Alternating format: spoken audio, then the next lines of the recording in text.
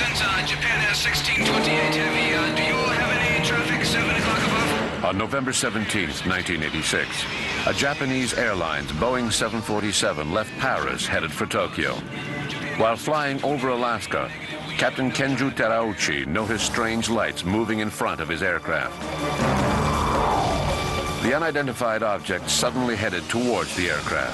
Japan Air 1628, roger. We have traffic in sight about 1 mile, moving off left wing to our 6 o'clock position. What the flight captain first thought was a fighter jet turned out to be a round craft, twice the size of a jumbo jet.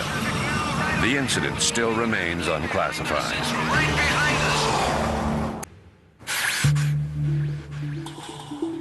On June 24th, 1947, Kenneth Arnold, an American pilot, saw 9 unidentified objects about Mount Rainier, Washington.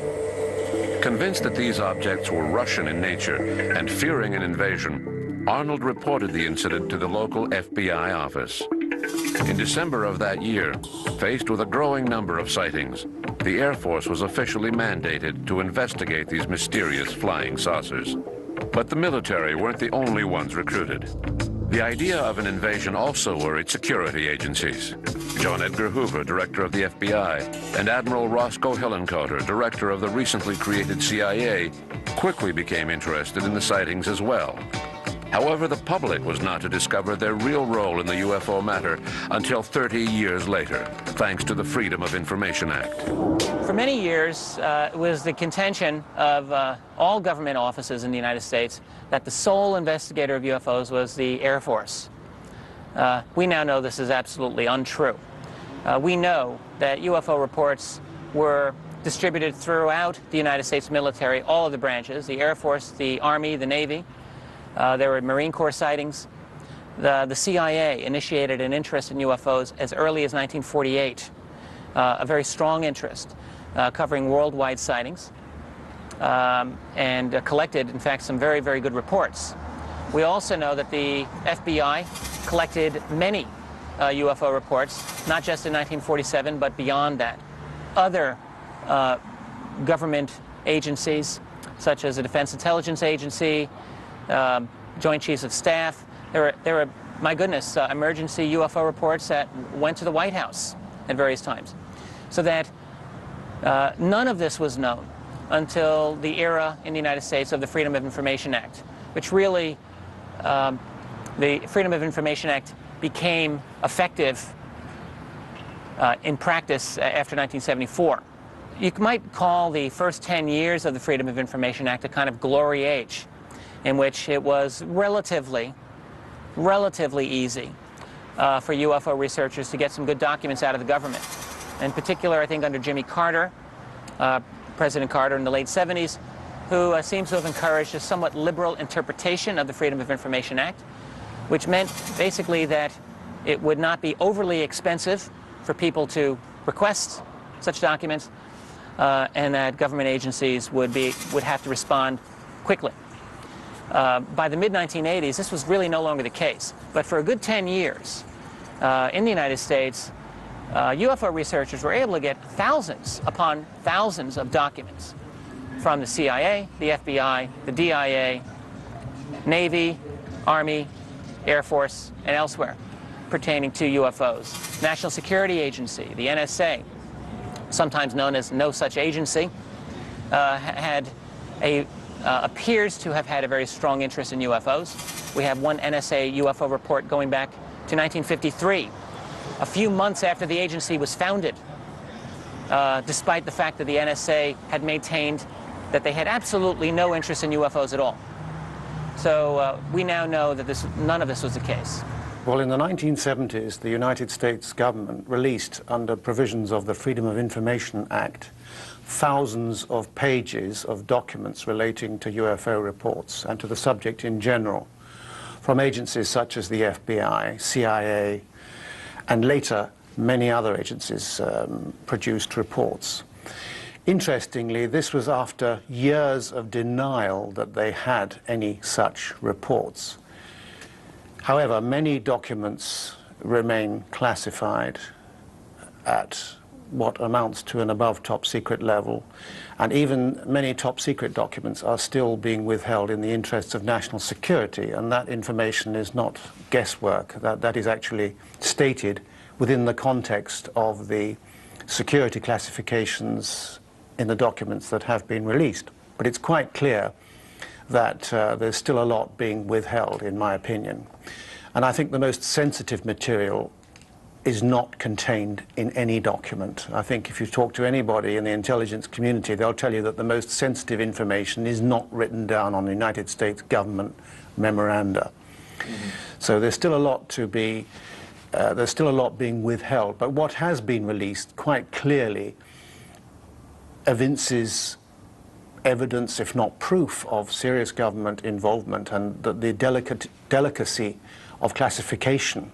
I mean, there's an FBI document going back to 1949 which says that the subject matter of flying discs, flying saucers, unidentified objects and so forth is considered top secret by a number of the military agencies such as the United States Air Force, Army and Navy. So that information alone is very, very important.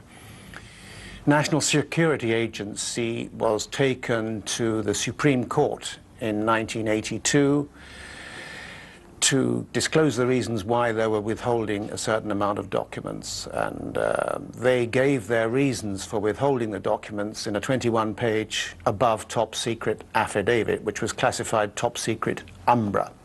And I should mention right now, top secret means information, the unauthorized disclosure of which can reasonably be expected to cause exceptionally grave damage to the security. So already we're talking about sensitive material. But the fact that material about UFOs is being classified at an above top secret, I think, tells the whole story. As it happens, I've spoken to somebody who has seen that 21-page above top secret affidavit, and I don't know the details, but I know that the gist of it is that it doesn't talk about recovered alien bodies, United States government contact with aliens and everything. If there's any information like that, it's unlikely to be on any documents which are shown even in the United States Supreme Court. Released documents reveal that the CIA initially believed that the UFO phenomenon was simply a rumor spread by subversives. In July 1952, an incident occurred that seemed to support their theory. On July 19 and 26, unidentified objects were detected on radar screens at the National Airport in Washington, D.C. These objects were flying around the White House and the Pentagon, where airspace was restricted at all times. F-94 fighter jets were dispatched, but they never caught up with the speedy objects. While the situation was getting out of control in the air, on the ground, telephone switchboards in the nation's capital were literally paralyzed by calls from concerned citizens, an unexpected turn of events which threatened public safety. A press conference was held on July 27, and the only explanation put forth by the Air Force was temperature inversions. To the CIA, it was beginning to look as if they had a national crisis on their hands. If enemies of the state had wanted to paralyze the country's emergency response teams, they couldn't have found a better way to do it. The CIA demanded a meeting to discuss the flying saucer problem. This meeting took place in January 1953 and was known as the Robertson Panel. Its conclusions had a major impact on the future of UFO investigations. The Robertson Panel is one of the most important turning points in the history of the American study of UFOs. Most people don't really appreciate the significance of it. In 1952, the UFO wave in the United States reached an absolute peak in terms of the quality and the quantity of what was being seen.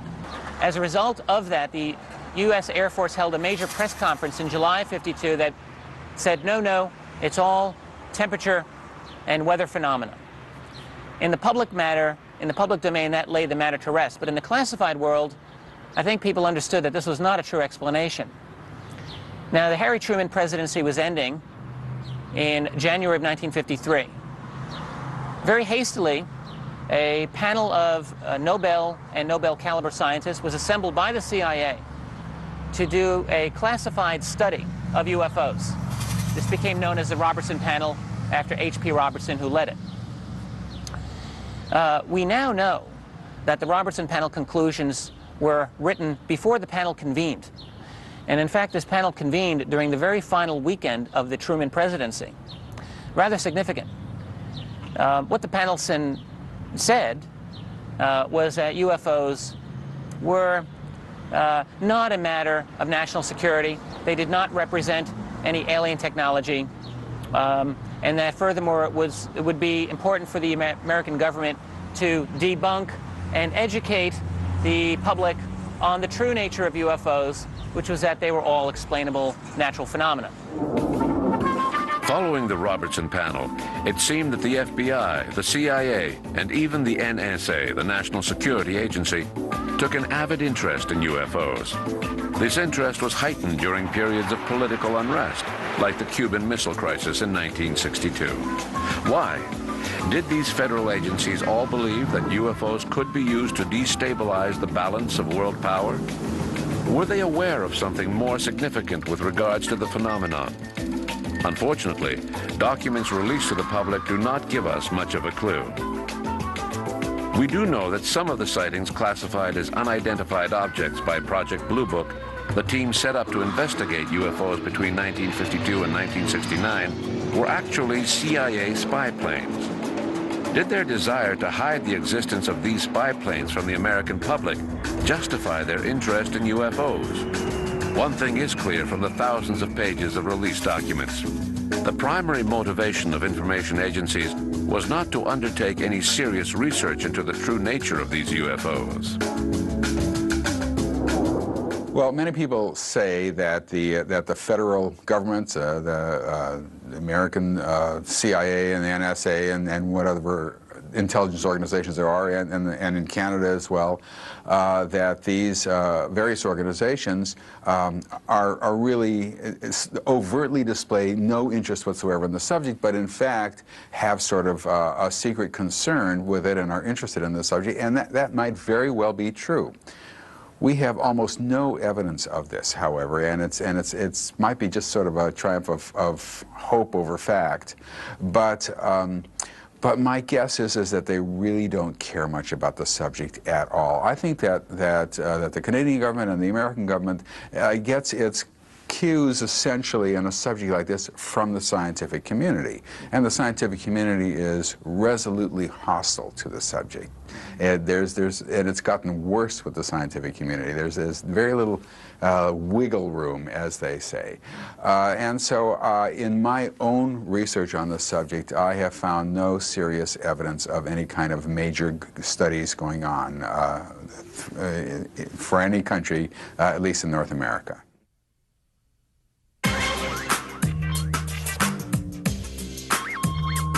In the United States, there was another agency that was often associated with UFOs, NASA. According to some authors, every spaceflight was accompanied by extraterrestrial vehicles. Obviously, NASA has been tight-lipped about these incidents. One such incident was filmed during the Space Shuttle Discovery's mission STS-48 in September 1991. The film was analyzed by University of Nebraska physics professor Jack Kasher. The Space Shuttle Discovery was flying near Australia at the time, and they had the television cameras on, and it was looking out at the night sky because nothing interesting was going on. And suddenly there appeared a bright light on the right-hand side. There were a number of bright lights that were significant, but this was the most important. And it had started drifting slowly to the left, and it got to a certain point. Suddenly there were two quick flashes on the lower left-hand part of the screen, and apparently in reaction to that, the object shot back up very sharply to the right, and shortly after that, two streaks went through the picture. One right where it had been, or very close to that, and another over here. There was also a second object that had been drifting up. It reacted by moving off also, and there were some over on the right, and they reacted as well. So you had several objects, a double flash, reaction, and then streaks going into where the objects had been. The NASA answer is a reasonable one because it does happen. They said that they were ice particles that were close to the shuttle, and there are ice particles close to the shuttle frequently. And they said that the attitude adjuster rockets went off, and the exhaust from those rockets then blew those ice particles away, and that's what happened. That can happen. And to someone just casually looking at the video, if that's all you do, then it probably seems like a reasonable explanation. I went far beyond that, though, because I took the video and I took the position locations as functions of time, and I made graphs, and I made a very careful scientific study of how the objects reacted and how they moved, in how the flashes would interact with that. And basically, bottom line, I developed what I consider 5 fairly significant and strong proofs that the objects could not have been ice particles. The film produced during mission STS-48 is not the only one of its kind in NASA archives. Countless numbers of strange objects have been filmed from the time of the Mercury program in the early 1960s to recent shuttle flights. In July 1969, the day before the first astronauts landed on the moon, the crew of Apollo 11 filmed 2 odd lights, which were later rationalized as reflections off the windows of the Lunar Excursion Module. I can't say for sure that they were hiding information in this case. I do suspect that NASA has been involved with UFOs, and it really would seem reasonable to me that if they are involved with UFOs, that they would tend to cover it up. UFOs are very interesting objects, and it's not really a matter of whether the government is covering up UFO information. They are. It's a matter of court record that the government has documents that deal with UFOs, and they are classified. So there are those documents that exist, and so quite possibly NASA has some too. I cannot say for sure that they are specifically involved in the STS-48 as a cover-up, but I do have confidence in my study. And I think that I can establish fairly well that these were actually spacecraft of some kind, not ice particles. I've spoken to many astronauts. The majority of them, I believe, have not in fact seen UFOs, and they become distressed when a lot of reports have been attributed to them. But there certainly have been a number of unexplained reports. For example, James McDivitt told me that he was puzzled by an object that he saw in one of the Gemini flights. And I've had letters from other astronauts saying they've been puzzled by certain things, some of which have been explained. I think all the so-called smoking gun, I don't know if you're familiar with the smoking gun, the shuttle footage, I'm totally unconvinced. I think that nearly all those pictures show ice crystals being blown away by the directional thrusters on the shuttle. That's my own opinion, so I think that's all nonsense about those things. If the idea that NASA would release all this stuff openly every day to the public is ridiculous if they were actual UFOs. They don't look like UFOs, they don't behave like UFOs, and they're not UFOs in my opinion. NASA has released a number of documents which, in fact, I've published in Beyond Top Secret, which is the revised and updated edition of Above Top Secret, and I published quite a lot of information also in Above Top Secret, my first book, which is now out of print. And quite clearly that indicates a serious involvement on the part of NASA. NASA itself classifies a lot of information at confidential, secret, top secret, and above top secret. We know that. I know that from their physical security handbook. And I'm quite sure that a lot of material by NASA is being withheld. In Canada, the UFO matter was never really assigned to civil authorities as it was in the States. The only significant episode dates back to the early 1950s. Wilbert Smith, an engineer working for the Federal Department of Transport, undertook an initiative of his own, with the support of his superiors, to study all of the UFO reports collected by the Department of National Defense and Transport Canada. Smith was hoping to draw valuable scientific information from these reports. His study was known as Project Magnet. In 1950 and 51 and in 1952, Canadian scientist and government official Wilbert Smith with the Department of Transportation had a very, very strong interest in UFOs. And I think what appears to be on his own initiative did a tremendous amount of research on this topic. Spoke to many American officials, including a defense scientist named Robert Sarbacher, who told him that UFOs in America were considered the highest matter of security. Wilbert Smith also became very close with Donald Keyhoe, who organized NICAP several years later. Wilbert Smith was able to get approval for something known as Project Magnet, which occurred in Canada. And this was a study that would attempt to measure the appearance of UFOs by setting up instrumentation that would detect them through electromagnetic means. It is believed, in fact, the project did record a success shortly before it was closed down in the early 1950s. It has been said that the project was going to be closed down anyway due to either lack of interest or an unwillingness on the part of the Canadian government to support the project. Following Project Magnet, it's very similar in a sense to the closing of Project Blue Book in the United States, which was basically a policy of debunking and shutting off of good UFO information. Smith did not hide the fact that he believed the UFOs were interplanetary craft. So in anticipation of Smith's conclusions, the Department of Transport withdrew its support in 1954. He was told to cease all activities related to Project Magnet. Smith ended his study and submitted his conclusions.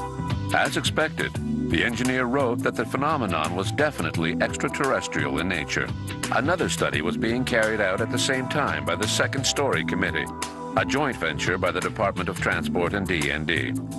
This committee's conclusions were far more conservative. After that, UFOs were relegated to no man's land. The Department of Transport didn't want anything more to do with the matter, and DND didn't see the point in collecting these reports. In 1967, the reports were turned over to the Ottawa Herzberg Institute, part of the National Research Council. But their primary interest in the reports had nothing to do with UFOs. The Herzberg Institute was the center for geophysical studies, in particular many astronomy studies. A number of individuals there, particularly Dr. Peter Millman, was studying how meteor observations can lead to the discovery of the meteorites themselves on the ground. To do that, he got the cooperation of the Royal Canadian Mounted Police to collect reports of unusual lights in the sky, reports of UFOs in some cases, and take the reports from the RCMP to the National Research Council, which was the repository in the Herzberg Institute. These reports were then examined to see if they were in fact possible reports of a fireball or meteor that may have landed on the Earth for possible recovery by the geophysicists themselves, in which case it would be very important scientifically. If they were not considered to be meteors, they were considered non-meteoric. And the Herzberg Institute had a very small file every year of perhaps 20 to 30 cases of reports from people who had seen unusual objects in the sky which were not meteors and were something else, something much more mysterious. You see, the National Research Council itself was not interested in UFOs, but the possibility that UFO reports might lead to the recovery of meteorites. But in order to do so, they had to collect the case reports and the sighting reports themselves. So every year, the file accumulated larger and larger and was transferred at the end of each year to the National Archives of Canada. And these files of UFO reports can be seen today by anyone who wishes to do so at the National Archives. Gathering of information is basically left up to the discretion of federal, provincial, and municipal police forces. Whenever a complaint is filed by a Canadian citizen, a police officer is sent to investigate the matter. Most officers just smile to themselves when they find out that it's an alleged UFO sighting. To them, it just means more paperwork to be done, extra work for them to do, and they don't consider it much fun. They investigate the matter anyways, but only because they have to, since a complaint was lodged. Of course, in the best of scenarios, the police officers would arrive at the scene and see the UFO still there, making them witnesses to the incident as well. This did in fact happen in St. Hyacinthe 5-6 years ago. It also happened in Quebec City, in Cochrane, and in other places. It has certainly happened a lot more often than we think, but they never tell us about it.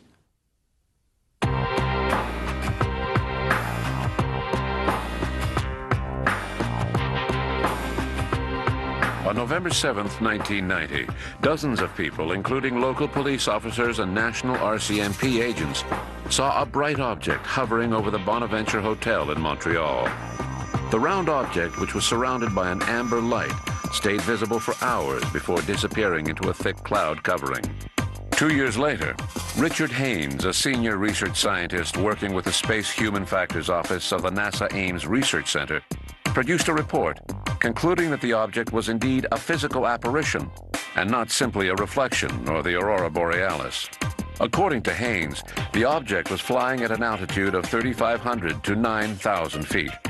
After analyzing a photo taken by a local journalist, Marcel Laroche, as well as weather conditions at the time of the sighting, it was concluded that the unidentified flying object was approximately 1,783 feet across, the length of 5 football fields. The incident is still unclassified.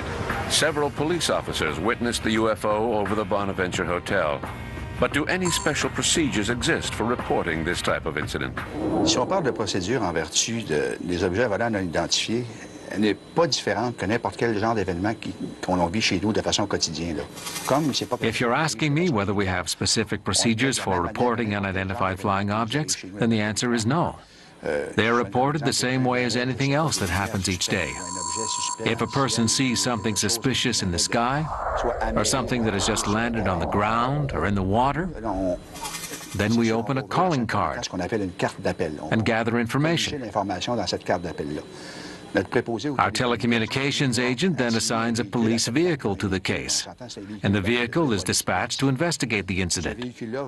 These officers are my eyes and ears. The men or women who check into the incident report back to me and the telecommunications agent that assigned the case. We depend on the skills and judgment of the officers who investigate the scene and prepare a preliminary report. They meet with witnesses and verify any evidence that is submitted. They then make a decision based on those elements. Their job is to gather and relay the facts, and then we decide what action to take based on those facts.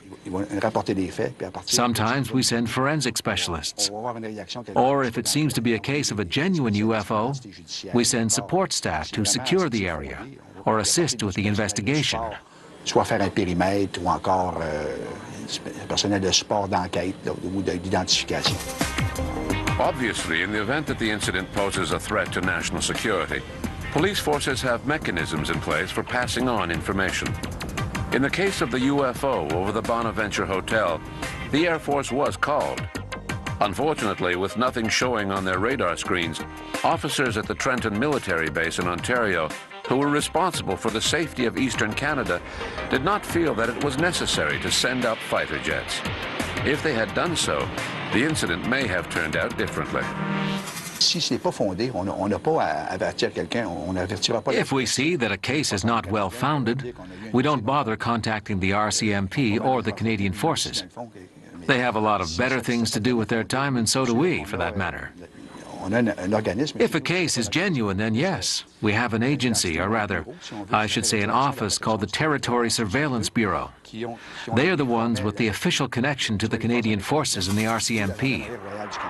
If we see that there is something worth further investigation, a national security concern, then the Territory Surveillance Bureau goes into action. It advises the RCMP or the Canadian Forces.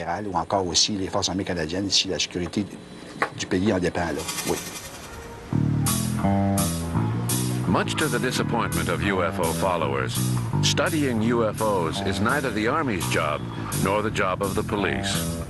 The Army's job is to protect the country, and the job of the police is to keep the peace. Most UFOs do not pose a threat. Ideally, to better understand the UFO phenomenon, we would need to set up a national civil agency, independent of any military structure, but having the same investigative privileges as police detectives, and whose primary objective would not be to protect Canadian territory, but rather to study UFOs. Utopia? No. An agency such as this does exist. It is the only one of its kind in the world, called CIPRA. La France s'est dotée d'un organisme. Within France's National Space Research Center, CNES, there is a civil agency dedicated to studying aerospace, since CNES's mission is to study satellites, rockets, and anything else that passes through France's aerospace. Les fusées et tout ce qui se passe dans l'environnement aérospatial. Donc le CNES. In 1977, when Minister Robert Galli was interviewed by a journalist regarding the strange apparitions seen after the war, commonly referred to as UFOs, the minister admitted to the journalist that the French police force had received accounts of bizarre incidents and that they were planning on studying them, but more from a scientific point of view rather than a journalistic perspective or simply for media hype. CNES was tasked with setting up an agency for this purpose, and it was given the name GEPAN. GEPAN was monitored by a scientific council. It was not just left on its own to study these matters. It was told that the scientific council had laid out a path for GEPAN so that it could gather information, analyze it, and formulate conclusions on what was behind this flying saucer phenomenon.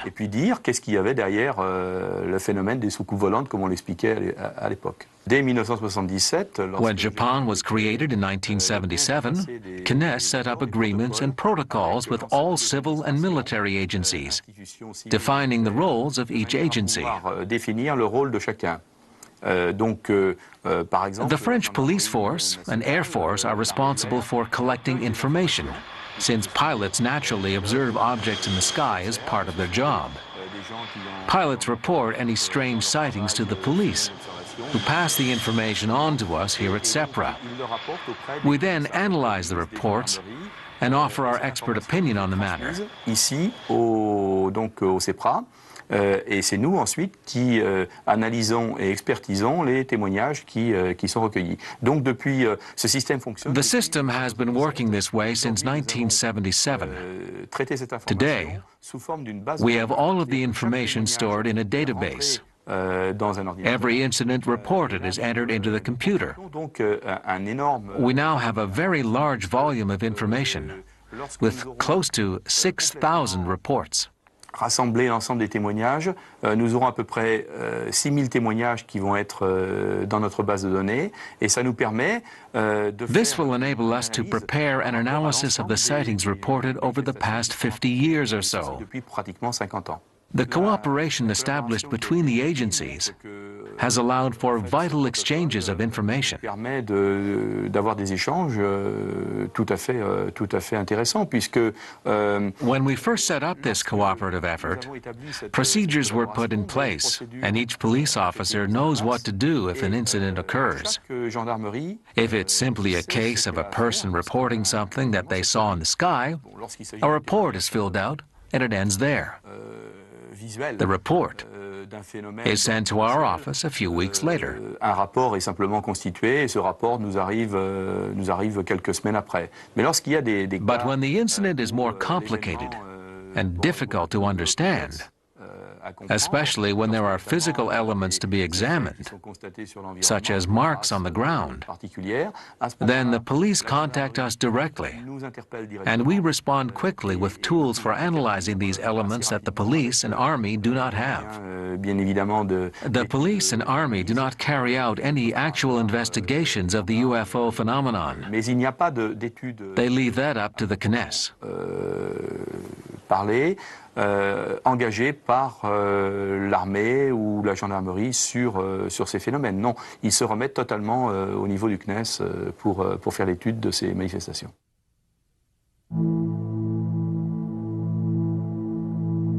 On January 8, 1981, in the French town of Trans-en-Provence, a man working in his garden saw a bright, oval-shaped object come down from the sky and land on a field near his house. The object seemed to be made from some sort of polished metal, and was about the size of a compact car. It didn't have any visible traits to help identify what type of aircraft it might be. The object remained on the ground for a few seconds, then silently took off and disappeared into the sky. At the scene of the incident, the witness noticed that the object had left a circular trace on the ground, approximately 7 feet in diameter. He contacted the police, who then advised Jipan, as SIPRA was known at the time. Analysis of the site revealed abnormalities in both the soil and the vegetation. No satisfactory explanation was ever given, and the incident remains unclassified.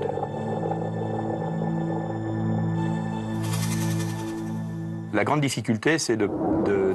most difficult part of the process is getting from the point where a person has seen something to an understanding of what has been seen. Information is lost along the way, from the time that the incident is first reported to the time that an explanation is proposed. We have to try and come up with something that can be understood.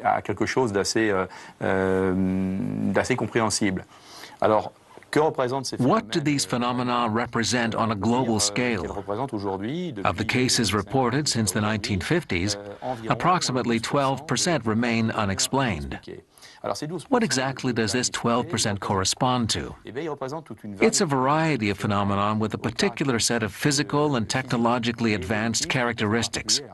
It could be an object that zigzags across the sky, or it could be a craft that moves silently and causes lights to flicker in a nearby car. Provoquer des interruptions de lumière lorsque quelqu'un est en voiture et qu'il va croiser une manifestation. Ça peut être. It could be people who see strange forms near the ground, which suddenly disappear into thin air. It's a whole slew of incidents that cannot be lumped in with known phenomena.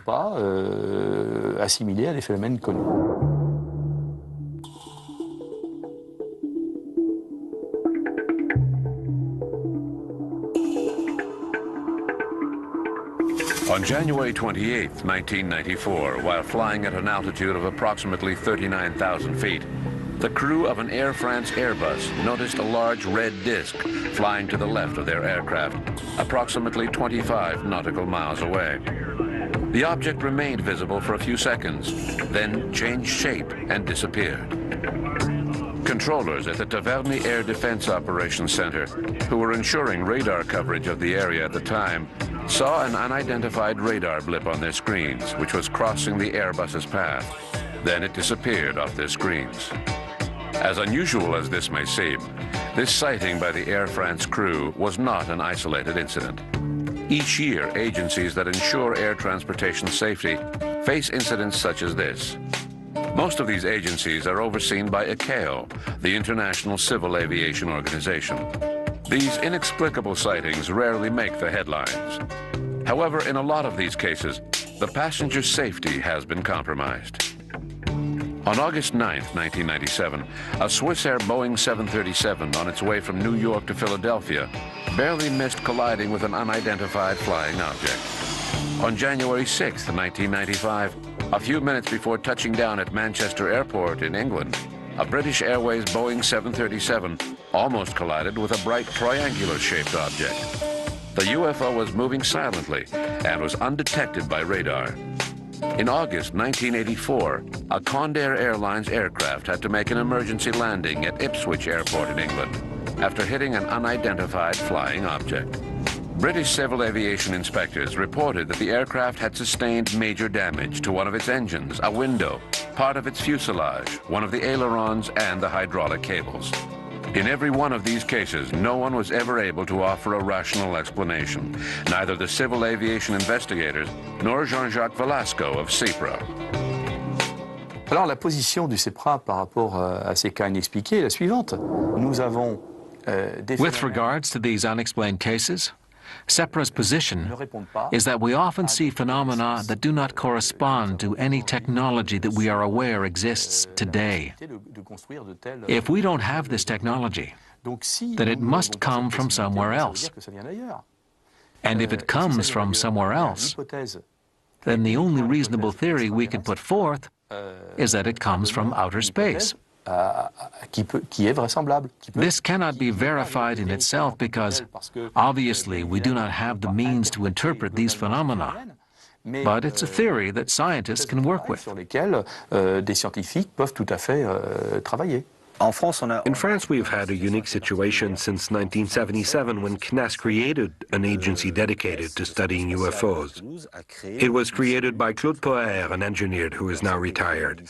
At the time, he was head of the Systems and Projects Division at CNES, and he became interested in the subject after reading the Condon report and concluding that the subject must be interesting if you can write 1,000 pages about it and then turn around and reject what was written. He then launched a series of investigations which continued over time. In the early 80s, SEPRA took over from Japan, since CNES no longer considered the matter a priority. It had never really been a top priority. But in the 1980s, CNES became more interested in other issues. What I'm saying is that for some time now, we've had a group studying UFOs. This group has raised controversy over the years, since UFO researchers believe that they might be hiding the truth, just like the American government has been accused of hiding the truth about UFOs. The question is just how much can be done? I find it interesting that the French scientific community has undertaken such a task, because it requires an open dialogue between them and the public. In the first few years, a lot was accomplished by Claude Poher and Alain Esterle, the founders of Japan. Unfortunately, in the later years, SEPRA was not able to keep up with demand, and it did not release much information. Its primary mission was to study phenomena in the atmosphere. De choses qui sont sorties du CEPRA, c'est-à-dire que le CEPRA avait pour mission d'étudier notamment les phénomènes de rentrée atmosphérique. They were also investigating UFOs, but they seemed to put a lot less time and effort into that side of their operations. And there was no clear policy on follow-up of investigations. De temps, d'efforts, et il n'y avait pas une politique de suivi très Controversy sprung up between SEPRA and UFO researchers, who wanted to be the spokespersons on the subject since they were so familiar with it.